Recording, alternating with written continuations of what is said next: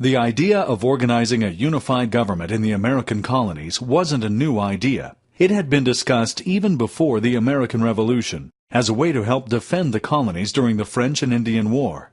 When Benjamin Franklin proposed the Albany Plan of Union, it became more than talk. Franklin's proposal called for an annual Congress of Delegates from all 13 colonies. And this body would have the power to organize military forces, regulate trade, and collect taxes.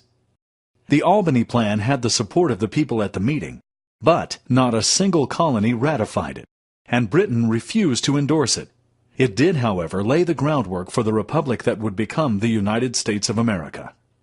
During the Revolutionary War, a unified government was established under the authority of the Continental Congress, and using the Articles of Confederation as its guidelines. Officially adopted in 1777 and enacted in 1781, the Articles established a league of friendship and perpetual union among the states. The said states hereby severally enter into a firm league of friendships with each other for their common defense, the security of their liberties, and their mutual and general welfare. Article 3 of the Articles of Confederation, 1781. After suffering under Britain's tyrannical rule, the colonists feared giving too much power to any ruling body. For this reason, the Articles only granted limited power to the national government. Each state retains its sovereignty, freedom, and independence, and every power, jurisdiction, and right which is not by this Confederation expressly delegated to the United States in Congress assembled. Article 2 of the Articles of Confederation. Under the Articles, the colonies did have a national identity for the first time, and they provided a structure for a wartime government during the Revolutionary War. The Articles also allowed Congress to pass the Northwest Ordinance of 1787, which established a method for new state creation, outlawed slavery in the territory, set aside land for education, and encouraged development of the area that eventually became Ohio, Illinois, Indiana, Michigan, and Wisconsin.